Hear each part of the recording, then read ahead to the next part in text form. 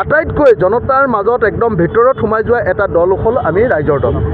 গতিকে উজনিয়ে হওক নামনিয়ে হওক, সংখ্যাগুৰুৱে হওক সংখ্যালঘুৱে হওক, প্ৰত্যেকটো সমষ্টিতে এই মুহূৰ্তত আমি ৰাইজৰ দলে একদম কাম কৰি আছোঁ, ভালকৈ একদম তৃণমূল পৰ্যায়ত কাম কৰি আছোঁ। আপুনি মোৰ লগত এদিন শিৱসাগৰলৈ ওলাব, শিৱসাগৰত মই কিমান পপুলাৰ আপোনাক দেখুৱাই দিম। আপুনি মোৰ লগত চিচিবৰ গাঁৱলৈ ওলাব, মই চিচিবৰ গাঁৱত আমি ৰাইজৰ দল কিমান পপুলাৰ দেখুৱাই দিম।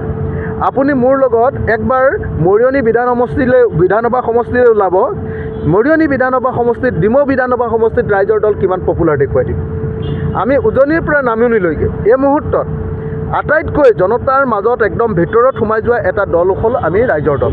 গতিকে উজনিয়ে হওক নামনিয়ে হওক, সংখ্যাগুৰুৱে হওক সংখ্যালঘুৱে হওক, প্ৰত্যেকটো সমষ্টিতে এই মুহূৰ্তত আমি ৰাইজৰ দলে একদম কাম কৰি আছোঁ, ভালকৈ একদম তৃণমূল পৰ্যায়ত কাম কৰি আছোঁ।